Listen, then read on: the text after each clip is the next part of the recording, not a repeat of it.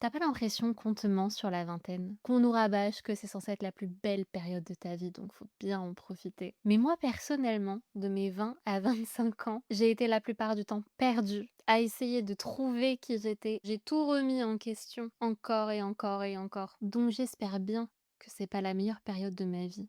Et la bonne nouvelle, c'est que j'en suis sûre. Parce que récemment, j'ai eu 26 ans et j'ai jamais été aussi confiante et sereine de ma vie. Et si j'ai une certitude, c'est que chaque année que je prends et chaque année qui passe, je me sens de mieux en mieux. La première partie de ma vingtaine n'a pas été la plus belle période de ma vie, par contre ça a été celle qui m'a construite. Personnellement, je suis passée de la peur de vieillir à l'excitation de prendre de l'âge. Je crois que ça en dit long et c'est pour ça que j'ai envie de te partager des quelques raccourcis qui m'ont aidé à avoir la sérénité que j'ai aujourd'hui. Tout ce que j'ai appris et désappris, comment j'en suis arrivée aujourd'hui à être excitée de prendre de l'âge. On va donc déconstruire 3 grands mythes sur la vingtaine qu'on te vend et qu'on te survend.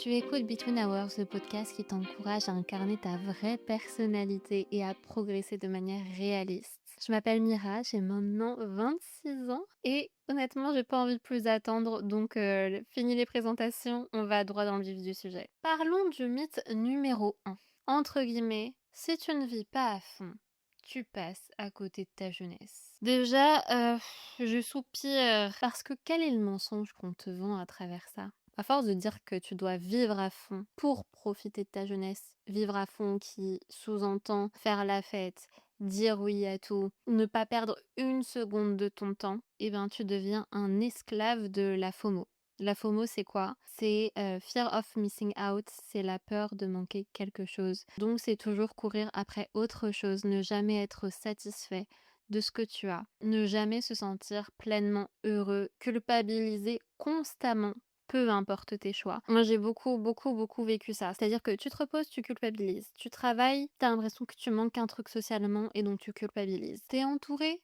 en vrai, t'as envie d'être seul. T'es seul, tu dis que c'est pas normal, t'as envie d'être entouré. Bref, il y a jamais rien qui va. Tu n'es jamais content de là où tu es et tu te compares beaucoup. Et en plus, le risque aussi, c'est de faire semblant d'être quelqu'un d'autre. Et malheureusement, la plupart des gens passent leur vie à faire semblant d'être quelqu'un d'autre, je pense, par pression sociale qui est très très forte, je pense, pendant la vingtaine. On nous fait croire que c'est le summum de notre vie et que tout doit être contenu dans la vingtaine, parce que si on ne vit pas tout pendant la vingtaine, on ne le vivra pas après. On aura raté notre vie. C'est un peu ça que ça sous-entend, mais quelle tristesse de se dire que les plus belles années de ta vie, tu les vis à 20 ans et qu'après c'est fini. Mais tu te rends compte, en fait, de cette croyance? Ça veut dire qu'après, pendant 70 ans, ça y est, en fait, c'est terminé. Le plus beau est déjà passé, mais quelle tristesse! Bref, j'ai envie de te donner mes conseils sur comment dépasser la FOMO, stopper, en fait, cette insatisfaction permanente. Je sais que c'est super difficile. Vraiment, je sais que c'est super difficile parce que pendant des années, j'ai lutté avec ça. Pendant des années, je me suis sentie bizarre, différente, tout le temps mal, coupable, tout le temps l'impression de devoir être ailleurs, faire autre chose, être dans un autre pays. Enfin, j'étais jamais dans une espèce de béatitude où je me disais: «OK, je suis au bon endroit et je fais la bonne chose et je suis sur le bon chemin». C'est très nouveau pour moi, ce sentiment d'avoir l'impression de faire les choses correctement et ça ne vient pas forcément d'avoir pris de bonnes décisions, mais ça vient d'un changement interne. C'est mon message principal de cet épisode, c'est que beaucoup, en fait, va se passer en interne et on a tendance à déléguer notre bien-être sur l'extérieur, sur la validation extérieure, sur plein de choses extérieures.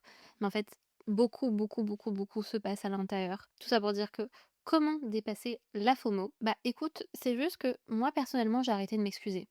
J'ai arrêté de m'excuser d'être comme je suis, d'avoir les passions que j'ai, d'avoir les envies que j'ai. J'ai arrêté d'essayer d'être quelqu'un d'autre. Je suis un peu la personne entre guillemets chiante. J'aime sortir en fait en soirée, mais j'aime pas me coucher tard, j'aime pas boire de l'alcool, je ne fume pas. À minuit, je suis rentrée enfin à minuit, peut-être à 1 heure du matin, je suis rentrée. À une époque, peut-être que ça m'empêchait de profiter, de sortir.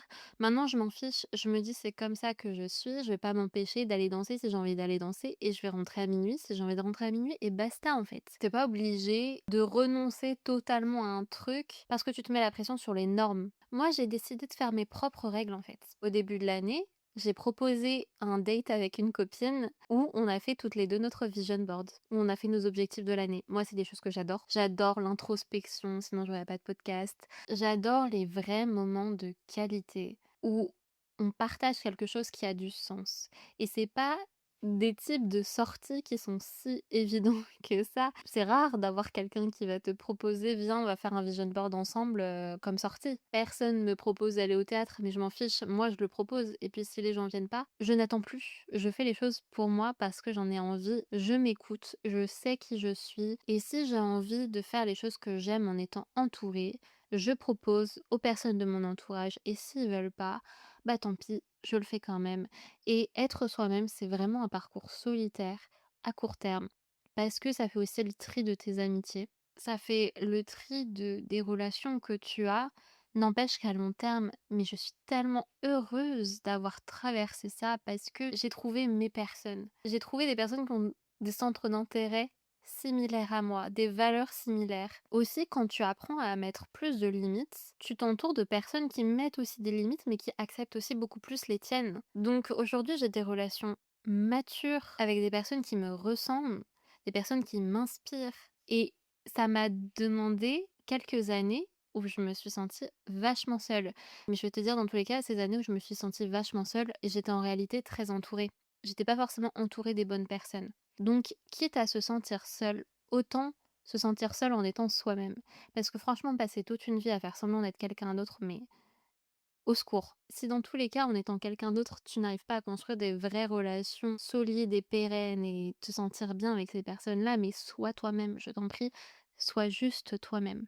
Et puis avoir des différences avec son entourage, c'est aussi super. Moi, je dis pas qu'il faut être entouré que de gens comme nous. Par contre, en étant soi-même, tu attends aussi beaucoup moins des autres. Les autres ne deviennent plus un besoin dans ta vie, mais un plus. Mais pour pouvoir s'incarner pleinement, il faut aussi se connaître. Et ça, c'est un processus, c'est pas quelque chose que tu peux accélérer. De mes 20 à 25 ans, j'ai eu pas mal de périodes de sombres, de périodes où j'étais pas bien, mal dans ma peau, etc. Et avec le recul, même si ces périodes ont été très compliquées, c'est ces périodes qui ont fait qui je suis aujourd'hui, qui m'ont donné toutes ces réalisations, qui m'ont montré ce que je voulais pas, qui m'en ont dit énormément sur moi. C'est à la lumière de tes déceptions, de tes insatisfactions et des fois où tu te sens pas vraiment toi-même que tu en apprends aussi beaucoup sur toi. Donc, ne t'en veux pas d'être mal, tire-en des leçons. J'ai envie de te donner mon astuce pour faire la différence entre les fois où tu as sincèrement envie de dire oui et les fois où tu as sincèrement envie de dire non, parce que c'est ça aussi le problème de la FOMO, c'est de savoir différencier où sera potentiellement ton futur regret. Pour ça, je vais te demander de changer de perspective. En fait, je me suis rendu compte que quand je pense à tout mon passé, finalement, c'est quoi ton passé? C'est que des souvenirs. Stay with me. Et ça va faire sens. Ce que je veux dire, c'est que des fois, je me dis, cette expérience que j'ai vécue dans mon passé, j'aurais pu ne pas la vivre. Et ça n'aurait rien changé. Ce qui te reste des expériences, c'est à la fois les souvenirs et les empreintes qui restent dans ton identité. Ton identité d'aujourd'hui, ça a été la somme de toutes tes expériences passées. Donc la question à te poser vraiment, puisque tout deviendra souvenir, c'est est-ce que tu veux que les empreintes de ces expériences t'aident à façonner la future version de toi? Est-ce que ces choses-là participeront à devenir la personne que tu as envie de devenir ou à être la personne que tu as envie d'être? Comme je l'ai un peu insinué précédemment, dans tous les cas, les mauvaises expériences sont tout aussi bénéfiques que les bonnes parce que dans tous les cas, elles t'aident à apprendre à te connaître. Il n'y a pas de réponse parfaite, il y aura que toi qui sauras, mais est-ce que oui ou non, la personne que tu as envie de voir, l'expérience que tu as envie de faire, va te marquer et t'aider à devenir la personne que tu as envie d'être? Voilà, voilà. On passe au mythe numéro 2 qui peut te gâcher ta vingtaine. C'est celui qui te fait croire qu'il y a une bonne voie, une bonne décision, une bonne personne. Le mensonge, il est qu'on te fait croire qu'il existe des bonnes décisions, des bonnes réponses dans ta vie et que miraculeusement, tu es censé tomber dessus, on ne sait trop comment, mais que ces choses sont vraiment faites pour toi. Et donc, si tu doutes de quoi que ce soit au présent, c'est que parce que tu doutes, tu as fait les mauvais choix. La conséquence de ça, c'est que paradoxalement, on devient aussi un peu plus passif. C'est-à-dire qu'on attend l'idée parfaite, du bon projet, de la bonne carrière. On attend de tomber sur les partenaires idéaux, les amis parfaits. Et ça veut dire que tout ce qui n'est pas parfait, entre guillemets, pour nous, est invalide. Mais oui, ça cultive de la passivité parce que ça retire le goût de l'effort et du travail et des concessions et de la découverte de soi, de l'apprentissage. La réalité, c'est que tu auras toujours des problèmes, peu importe tes choix. La réalité, c'est que tu auras toujours des difficultés, peu importe tes choix. Tu auras toujours des efforts à fournir. Donc la vraie question, c'est quelles difficultés tu veux avoir. Les gens pensent que le bonheur égale zéro problème, mais c'est totalement faux. C'est plutôt quel problème tu veux avoir, quel problème tu aimes résoudre. Et crois-moi que le doute sera toujours là parce que choisir, c'est aussi renoncer. Donc bien sûr qu'il y aura des périodes de ta vie où tu te demanderas si tu avais pris un chemin différent, à quoi ta vie aujourd'hui ressemblerait. Je pense que c'est normal et c'est sain et que le doute sera toujours là. Si tu veux te sentir bien dans ta vie aujourd'hui, il faut que tu fasses en sorte que tes choix soient les bons. C'est-à-dire que tu dois avoir une posture et un état d'esprit qui soit le bon. C'est quoi ce bon état d'esprit et cette bonne posture? C'est de considérer que quand tu fais un choix, soit tu es ravi de ce choix et donc tu continues et tu en tires plein de belles expériences et tu es fier de toi et puis enfin voilà, soit tu en tires des leçons. Dans tous les cas, tu en tires toujours quelque chose. Un mauvais choix est tellement enrichissant si tu as une posture d'apprenant. Moi, j'ai décidé de considérer que l'échec n'existait pas. Il n'y a que des portes qui se ferment, des expériences que je vis parce que le but, c'est d'expérimenter la vie, tout simplement. La pire chose que tu puisses faire, et j'en ai été, mais victime, c'est la paralysie, c'est l'immobilisme parce que rien ne change si rien ne change. Tu vas toujours te poser les mêmes questions et avoir les mêmes interrogations tant que tu n'auras pas pris de décision. Mais attention, ne rien faire, ça peut être aussi un choix si on le fait avec conscience. Par contre, subir sa passivité, subir son inaction, c'est porteur de beaucoup de sentiments négatifs et de culpabilité. Si je peux résumer en quelques phrases pour que tu comprennes bien. Le doute, il est normal, mais ça peut devenir une prison. Cette prison, c'est l'immobilisme. Le fait d'être immobile, c'est ça qui provoque ton anxiété. Ou plutôt, si je reformule, l'anxiété vient du fait que tu ne prends pas de décision. Donc, comment contrer ton anxiété, comment soigner ton anxiété qui nourrit tes doutes, c'est de passer à l'action. L'action t'apportera des réponses, qu'elles soient bonnes ou mauvaises, et dans tous les cas, ça t'amènera de l'apaisement. Ce sont les choix que tu fais quand tu doutes qui te définissent en tant que personne. Et le courage, ce n'est pas l'absence de peur, c'est faire malgré la peur. Le truc, c'est que vouloir attendre d'avoir la bonne idée, le bon projet, la bonne personne, etc., ça vient de quelque chose de plus profond, un problème plus profond. Celui qui est que tu vises un résultat et que tu n'arrives pas à apprécier le chemin. Mais ça, je vais l'aborder dans le prochain point, donc reste avec moi. Le mythe numéro 3 qu'on va déconstruire, c'est tu auras le droit au bonheur quand ta ta ta. Le mensonge, il est que le bonheur arrive seulement après avoir tout réussi. Le travail, l'argent, les relations. Le problème de ça, c'est que ça cultive l'impatience. Et ça te donne l'impression que tu dois avoir tout de suite. Et tout dans ta vingtaine, encore une fois. Comme si, pendant ta vingtaine, tu devais avoir toutes les réponses du reste de ta vie. Tu devais tout porter sur tes épaules. Tu devais être propriétaire, trouver la personne de ta vie, faire tous tes hobbies, réaliser tous tes rêves. Et c'est un poids immense à porter de s'imaginer qu'en 1 an, 2 ans, 3 ans, tu dois accomplir tous les rêves que tu as imaginés pendant toute ta vie. Ce que je vois, c'est qu'on est beaucoup à sprinter, à courir toujours plus vite et à oublier pourquoi on court. Le problème, c'est que tu conditionnes ton bonheur à un résultat et tu n'apprends pas à aimer le processus. Mais j'ai vraiment envie de te faire comprendre que si tu n'aimes pas le processus, tu n'aimeras pas non plus le résultat. Pourquoi? Parce que on a tendance à fantasmer sur le futur, à l'idéaliser. Mais le futur, il sera pas si différent que ton présent. C'est un jour après un jour. Ta vie, c'est un quotidien, une somme de journées passées qui sont faites de diverses habitudes et qui sont beaucoup plus simples en réalité que ce qu'on idéalise. On se dit plus tard, je serai riche, je serai fort, je serai célèbre, je serai plein de choses. Mais qu'est-ce que ça veut dire concrètement? À quoi ressembleront les journées de cette personne future? Est-ce que ces journées seront foncièrement si différentes que celles d'aujourd'hui? Le truc, c'est que tu peux améliorer toute la structure de ta vie. L'argent, les gens, le pays, tu peux tout changer dans la structure.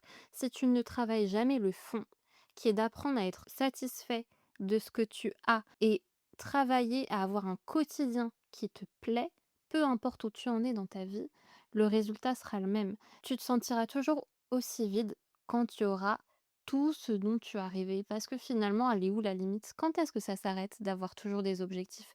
On aura toujours des objectifs. On aura toujours des nouveaux buts.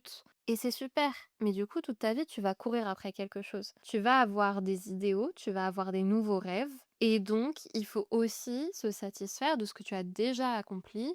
Et il faut avoir un quotidien fait d'habitudes et de choses qui te rendent heureux. Profiter des petits plaisirs. Peut-être qu'au fond, on a peur que apprendre à aimer notre quotidien nous rend moins ambitieux, nous rend moins puissants, ou je ne sais pas. Mais je suis la preuve. Je suis vraiment la preuve que bien au contraire. Moi, depuis que j'aime ma vie et que j'aime qui je rêve encore plus grand, mais avec calme et apaisement. Et je suis hyper optimiste par rapport à l'avenir, tout en chérissant mon présent. Et le fait d'apprécier mon présent n'a rien retiré à mon futur. J'apprécie chaque journée, j'apprécie chaque progression que je fais parce que je les vois et parce que je les célèbre. Je sais ce que me coûte chaque progrès que je fais. Je sais d'où je viens. Je sais d'où je pars parce que je prends le temps aussi de l'apprécier. Donc, même si je n'avance pas aussi vite que j'aimerais, ça n'empêche que je suis très contente de me dire que chaque journée, j'avance toujours un peu plus à ma manière. Je vais te donner des petites solutions pour t'aider à cultiver cet amour de ton quotidien. J'ai pas envie que l'épisode soit trop long. Donc je pense que chaque point peut faire vraiment l'objet de podcasts séparément. N'hésite pas à me dire en commentaire si tu veux que je parle plus profondément de certains sujets. Et il y en a vraiment qui ont changé ma vie. La première solution pour apprendre à aimer un peu plus son quotidien, c'est d'arrêter de mettre tes passions à plus tard. S'il te plaît, arrête de mettre tes hobbies à plus tard. Arrête de mettre de côté ce qui te faisait rêver quand tu étais enfant. Je te jure que ça peut rendre tellement heureux de reprendre les activités qu'on faisait quand on était petit sans aucun autre but que d'apprécier le moment. Ma vie a un peu shifté là depuis que j'ai repris la danse, hein, je le dis tout le temps à chaque fois.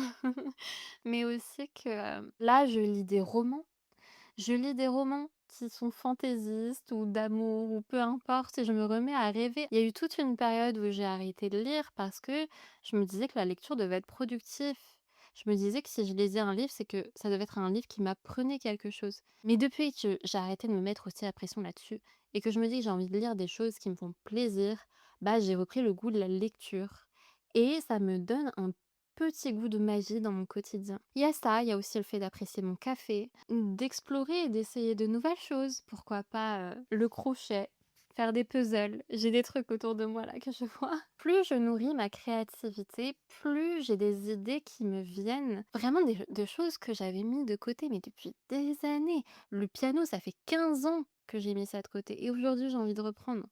Mais c'est aussi parce que j'ai embrassé de plus en plus cet aspect de ma vie que je négligeais, la créativité, les hobbies. Parce que quand on est adulte, on a tendance à mettre la magie un peu de côté et à se concentrer sur des choses très superficielles ou très matérielles. Aussi à juste titre parce qu'on a besoin de survivre, on a besoin de se faire une place dans ce monde et je remets pas tes besoins de survie en question. Par contre, laissons place à un peu de magie dans notre vie. N'oublions pas nos passions, nos rêves d'enfant, ce qui nous fait vibrer et ce qui nous fait plaisir tout simplement au quotidien avec pour seul but de nous faire plaisir. Ce qui a été un peu game changer aussi dans mon approche de la vie, on va dire, c'est que pendant la vingtaine, on te rabâche qu'il faut sortir de ta zone de confort. Moi, je me suis rendu compte que je n'ai jamais été aussi sécurisée, bien dans ma vie, à partir du moment où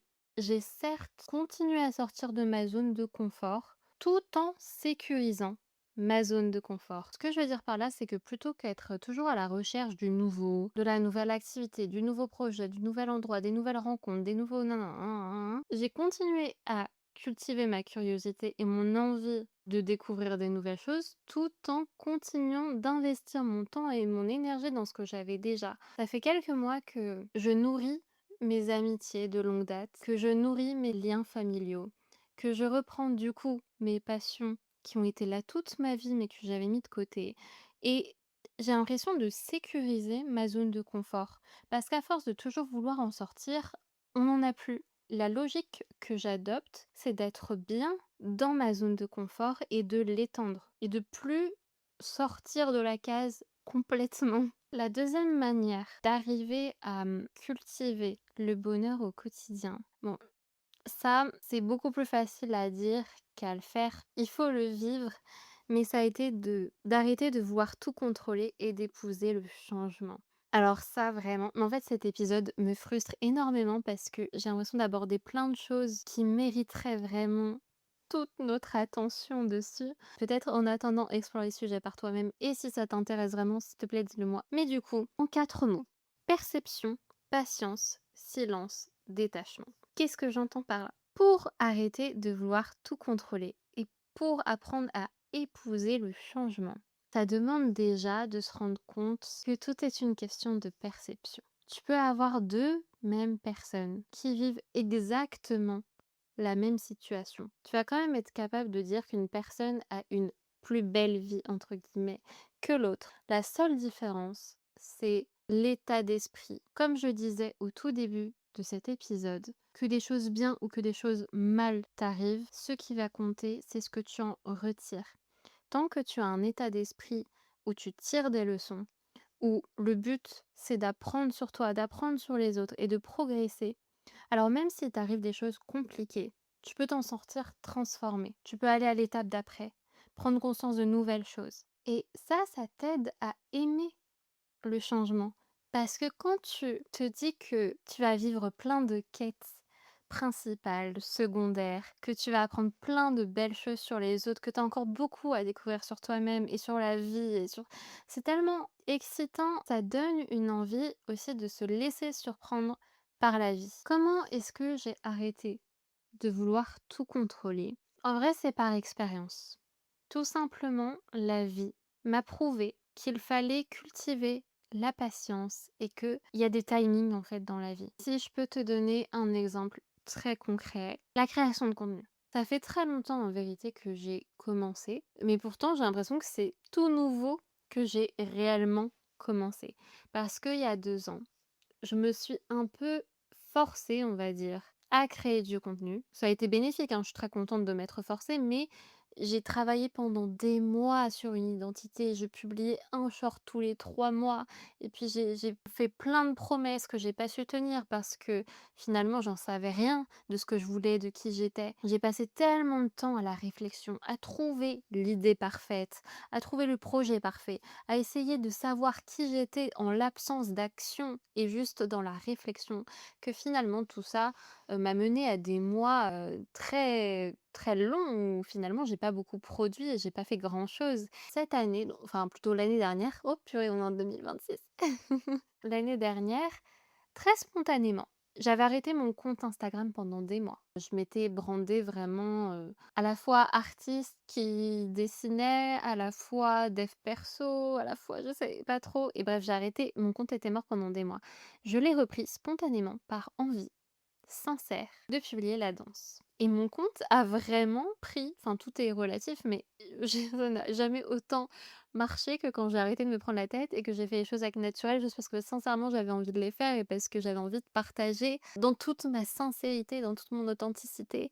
Et c'est pour ça que je dis, croyez en vos timings. Parce que quand tu te laisses surprendre par la vie, quand tu arrêtes de vouloir tout contrôler de à quoi doit ressembler ta vie, de quelle manière, quel chemin, quelle décision mène à laquelle, et puis dans quel ordre, et puis qu'est-ce qui doit se passer précisément, machin, machin, et que tu laisses les choses un peu couler, que tu laisses les opportunités venir à toi, tes instincts venir à toi, ta créativité venir à toi, tu arrives plus à te connecter avec tes vraies envies, tes vraies passions, ta vraie vision. Et c'est en laissant l'espace, en laissant le silence, en laissant aussi la surprise venir à moi et en arrêtant de me mettre la pression pour tout savoir à l'avance, que j'ai écouté mes instincts, que j'ai mis des choses en place qui ont créé des nouveaux projets insoupçonnés.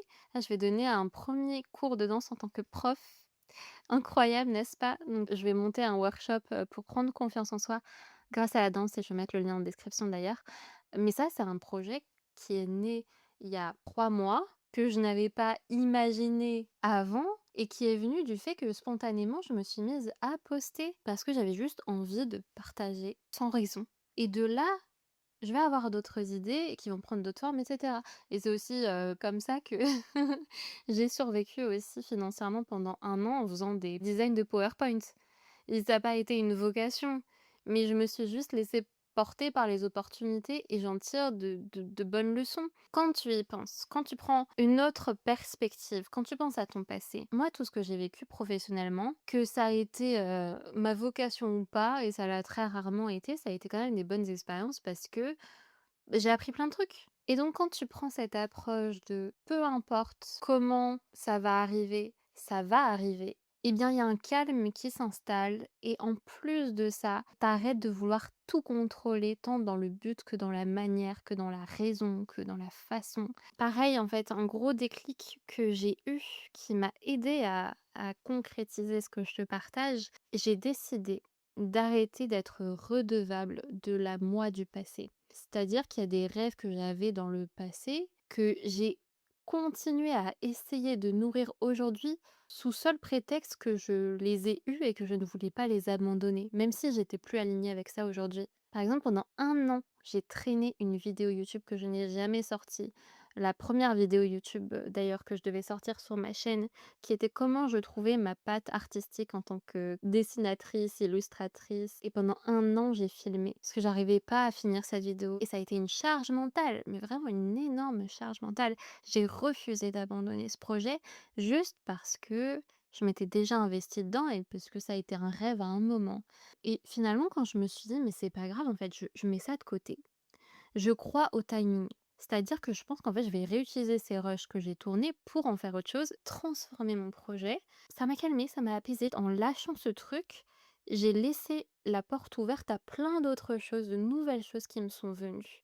Et j'ai pu être beaucoup plus à l'écoute de mes envies d'aujourd'hui. Donc j'ai arrêté d'être redevable par rapport à mon passé et j'ai arrêté aussi d'imaginer ce que la moi du futur voudrait potentiellement alors que j'en ai même pas envie aujourd'hui. Aujourd'hui, je me dis juste: «Qu'est-ce que Mira d'aujourd'hui a envie de faire, a envie d'accomplir?» Et c'est comme ça que j'ai épousé la danse alors que vraiment j'avais un énorme syndrome de l'imposteur dessus, enfin je m'autorisais même pas à rêver de ça, d'être danseuse pro. Je me suis tellement pas imaginé que c'était possible. En arrêtant de me mettre la pression du futur et en arrêtant de penser à tous mes projets du passé et en me demandant juste ce que moi aujourd'hui j'ai envie de faire et me dire: «Bah, j'ai envie de danser», c'est comme ça que tout ça est né et s'est développé. Si tu coupes ton passé, si tu coupes tout ton futur, qu'est-ce que toi, aujourd'hui, tu as envie de faire là maintenant? Quand tu comprends que dans tous les cas, tu changeras toujours, et ça rejoint mon mythe, le mythe précédent, tu te rends compte qu'en fait, la bonne idée parfaite n'existe pas parce que comme tu changes avec le temps, la bonne idée va changer de forme aussi. N'attends pas la perfection parce que ta définition de la perfection va changer. Pareil, dans la création de contenu, il y a eu tellement de phases où j'ai refait mon branding, j'ai refait ma vision et j'ai redécidé de ce que je voulais partager. Et je me suis sentie mal, je me suis culpabilisée, je me suis dit, mais je fais n'importe quoi. J'arrive pas à me tenir à une identité, à faire un truc et machin. Et après, je me suis dit, mais en fait, c'est pas grave. C'est pas grave si je change. C'est la vie. et je vais continuer à changer. Tant mieux si mon identité visuelle continue à changer, tant mieux si mes idées changent, tant mieux si mes projets de vidéos changent, parce que ça voudra juste dire que j'évolue et que je progresse et je n'ai pas envie de rester la même personne toute ma vie. Donc, encore heureux que l'idée parfaite n'existe pas. Encore heureux que tu n'as pas un seul projet que tu vas faire dans ta vie qui sera le graal de tout ce que tu vas faire. Écoute ton présent, qu'est-ce que tu as envie de faire maintenant et fais confiance à ton toi du futur d'avoir d'autres envies et de les mener aussi à bien, mais pour l'instant, ce n'est pas ton souci. Et enfin, même s'il y a plein de sous-clés, troisième clé pour ne pas conditionner ton bonheur à un moment, à une chose en particulier, c'est d'apprendre à être bien en profondeur et ne plus conditionner ton bien-être à quelque chose d'extérieur, à quelque chose de matériel, à quelque chose qui vient des autres. Cultive ton estime de toi. Et ton estime de toi va se nourrir dans tes valeurs, dans tes actions, dans tes comportements. Tu peux dire énormément de choses, mais finalement, ce qui va compter, ce ne sont pas forcément tes mots, ça va être d'incarner ce que tu veux être, ça va être tes actions, ça va être comment tu es avec les autres, ça va être tes décisions. La boucle est bouclée, on va dire, quand tu as la FOMO, quand tu as des décisions à prendre, des choix à faire. Pense à qu'est-ce qui va augmenter ton estime de toi? Qu'est-ce qui va faire que tu vas te respecter encore plus en tant que personne? Et quand tu apprends à cultiver le respect de toi-même, crois-moi que le bien-être, le sentiment de sécurité, il ne se conditionne plus forcément au reste. Et ton bonheur s'étend. Tu n'es plus prisonnier de cette pression sociale aussi, et de toutes ces choses qui viennent un peu pourrir ta vingtaine. C'est là aussi où tu construis ton sens d'identité. Parce qu'on sait que pendant la vingtaine, on est beaucoup perdu, machin.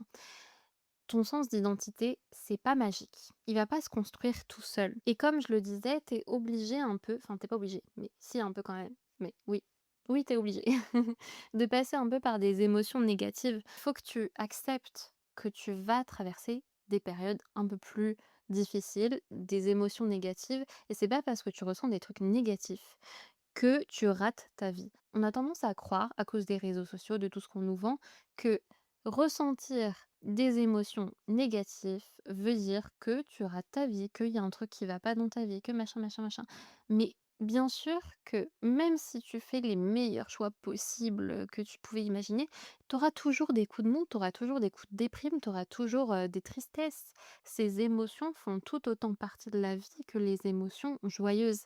Et c'est un peu comme le yin et le yang, tout est en équilibre dans la vie. C'est un peu les tensions opposées. Parce que tu ressens de la tristesse, tu vas ressentir de la joie. Parce que tu connais la tristesse, tu connais la joie. Et j'aimerais qu'on arrête de s'en vouloir d'être triste, qu'on arrête de s'en vouloir d'être pas bien. Plutôt que de t'empêcher de ressentir ces émotions, traverse-les, traverse-les. Et tant que tu prends des décisions qui viendront augmenter ton estime de toi et ton respect de toi, même si ça te demande de traverser des périodes difficiles, crois-moi que tu en ressortiras plus fort et grandi. Et parfois, on doit prendre des décisions difficiles dans la vie qui finalement te font traverser une tempête. Et quand tu en ressors, toute ta vie, tu te remercieras d'avoir traversé cette tempête. Ressentir des émotions négatives n'est pas toujours un indicateur de est-ce que tu as pris la bonne décision dans ta vie. Et à force d'accumuler ces expériences, parce que tu ne resteras pas immobile et que tu prendras des décisions et que tu feras des choix, même si tu doutes, à force d'accumuler ces émotions et ces leçons, tu auras ton sens d'identité, tu seras moins perdu, tu te respecteras plus, tu auras moins de pression sociale. Et donc finalement, même si j'avais l'impression que cet épisode était très brouillon et qu'il abordait plein de choses, tout est interconnecté, tout est très cohérent, n'est-ce pas? Mais vraiment, il y a plein de choses que je n'ai même pas commencé à aborder parce que je voulais pas trop vous perdre. Mais c'est trop passionnant. Ça me donne plein d'autres sujets de futurs épisodes, donc n'hésite pas à t'abonner. Dans tous les cas, moi-même, hein, je reste une éternelle apprenante, donc j'ai pas la science infuse. Par contre, j'ai un cerveau qui réfléchit beaucoup. Et c'est pour ça que ça me fait très plaisir de te partager mes réflexions. Si j'ai vraiment envie de conclure sur une chose que tu dois retirer de tout cet épisode, c'est que on devient énormément de versions différentes de nous-mêmes pendant la vingtaine. On devient énormément de personnes différentes, avec des envies différentes, des rêves différents, des défis différents, des réflexions, des prises de conscience, des besoins différents. Et la chose la plus puissante que tu peux faire pour toi, si tu as du mal à te sentir bien dans ta vingtaine, c'est d'accepter cette information. Prendre le temps de voir toutes les versions passées que tu as été et d'apprécier celles qui sont à venir, te laisser surprendre par la vie et te dire que plus vite tu prendras des décisions, plus vite tu pourras découvrir ces nouvelles versions de toi. Et c'est en ayant cet état d'esprit-là que tu vas apprendre à apprécier le changement, l'inconnu et avoir confiance en fait dans ton quotidien. Parce que même si parfois la vie a l'air d'avancer beaucoup plus lentement que ce qu'on aimerait, en fait, elle avance très vite. Et chaque jour est une micro-transformation, chaque jour on devient un peu différent. Et c'est pour ça qu'il faut apprécier chaque journée qui passe pour ce qu'elle a à nous apporter et pour ce qu'on y apprend. Je trouve que quand on se rend compte de tout ce qu'on vit, on sait qu'on a encore plein de belles choses à vivre et que la vie est profondément riche et qu'on est capable de vivre plein de belles choses insoupçonnées. Toute notre vie, surtout pendant la vingtaine, il y a cette espèce de propagande du temps qui passe vite et donc il faut en profiter. C'est vrai, le temps, il faut en profiter. Mais je pense pas que le temps passe si vite que ça quand tu apprends à le savourer et à bien l'utiliser. Comment est-ce que tu peux bien utiliser ton temps? En étant à l'écoute de toi, de ton présent, en étant qui tu es sans t'excuser et en suivant le chemin vers plus d'estime de toi, plus de respect de toi. Certaines journées te feront croire que tu n'avances pas, mais c'est faux. Je pense que la vie, c'est un peu une courbe montante, une droite montante, et que dedans il y a des cycles. Mais que tu progresses, c'est inévitable. Dans tous les cas, bien sûr qu'on continue d'avancer, on continue de progresser, c'est le sens même de la vie. Et tu auras dans cette progression des moments plus bas que d'autres. Mais comme je l'ai dit, les sentiments négatifs sont tout aussi bénéfiques que ceux qui sont positifs. Et c'est à la tension, grâce à la tension des deux, que tu apprécies les plaisirs de la vie. J'espère que tu as aimé cet épisode et on se retrouve la semaine prochaine. N'hésite pas à me laisser les commentaires.